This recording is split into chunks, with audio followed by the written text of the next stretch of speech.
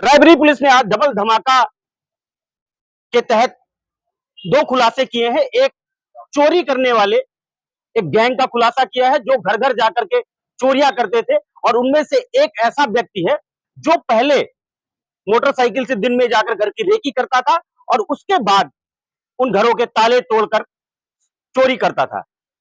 इन gang ने शहर कोतवाली नगर में चोरी करी थी और लालगंज थाना क्षेत्र के अंतर्गत चोरी करी थी।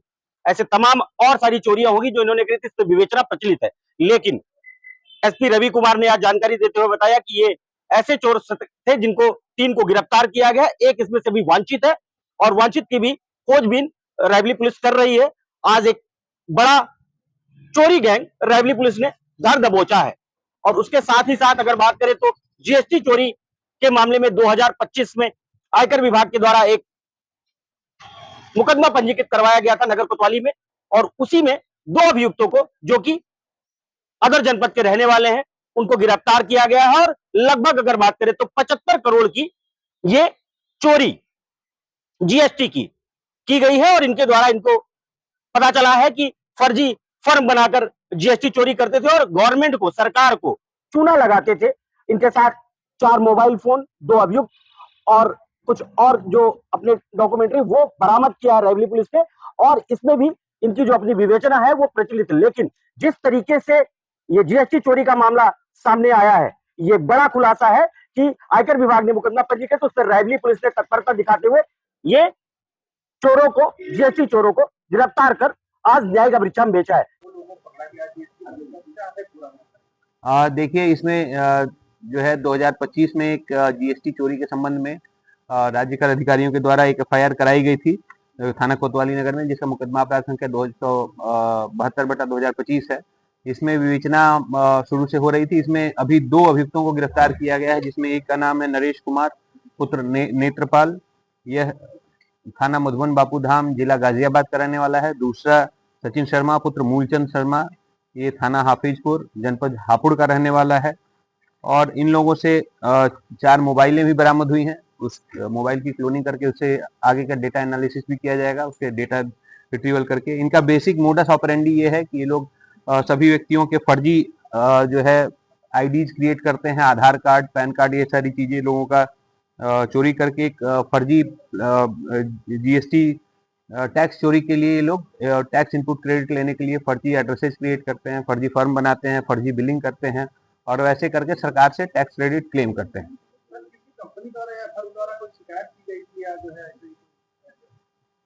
देखिए इसमें जो है राज्य कर अधिकारियों के द्वारा शिकायत की गई थी। 2025 का मुकदमा है जीएसटी चोरी का, तो उसी में एक एसआईटी भी बनी हुई थी जिसको सीओसीटी लीड कर रहे थे बाकी विवेचकों के साथ। उसी विवेचना के क्रम में ही इन लोगों का नाम प्रकाश में आया था, फिर इन पर दबिश डालकर इनको गिरफ्तार किया गया है, पकड़ा गया है और इनसे आगे की विधिक कार्रवाई की जा रही है। इनसे आगे का भी नेटवर्क खंगाला जा रहा है।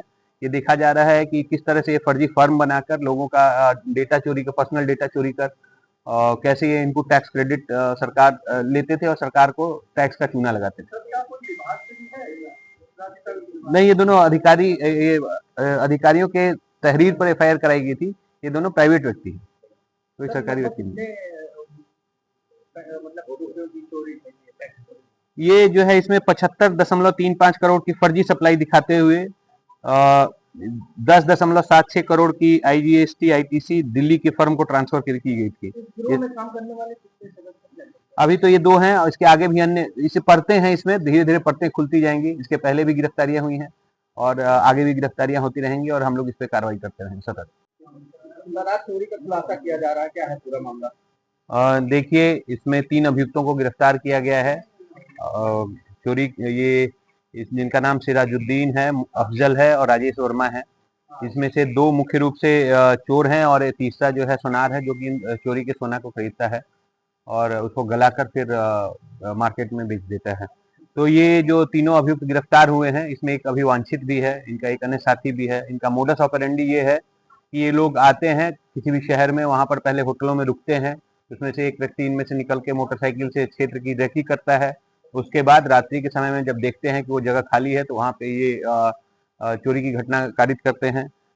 इसमें जो है इनसे जो बरामदगी हुई है वो मुख्य रूप से 3 घटनाओं की है, जिसमें एक 30 नवंबर को सिविल लाइन में हुआ था, 30 नवंबर 2025 को, एक इंदिरा नगर में 19 फरवरी को जो घटना हुई थी, और 26 फरवरी को लालगंज कस्बा में जो बंद घरों में चोरियां हुई थी, उसमें उन तीनों घटनाओं में प्रयुक्त माल, जिसमें चोरी गई हुई माल बरामद हुए, जिसमें 3 अंगूठी है पीली धातु, 1 नथ पीली धातु है, 4 जोड़ी पायल, 2 जोड़ी बिछुए, 10-10 हजार की 4 गड्डियां हैं, 28,000 रुपये नगद है, 8 चांदी के सिक्के हैं, 1 चांदी के नोट है। तो इस तरह से करके ये बरामदगी की गई है, और एक अभियुक्त और बचा हुआ है, जल्द ही उसकी भी गिरफ्तारी कर आगे की विधिक कार्रवाई की जाएगी। तो इनका कोई आपराधिक इतिहास है? हाँ, इनका आपराधिक इतिहास भी है, इनके खिलाफ गैंगस्टर की भी अन्य कार्रवाइयाँ की जाएंगी, और इस तरह से कड़ी कार्रवाई की जाएगी। तो जितने पकड़े गए ये लोग कहाँ के रहने वाले हैं? ये मुख्य रूप से ये लखनऊ के रहने वाले हैं, और वहां से आके इन्होंने घटनाएं कारित की है। इसमें अभी हाल फिलहाल ये लखनऊ में रहते हैं।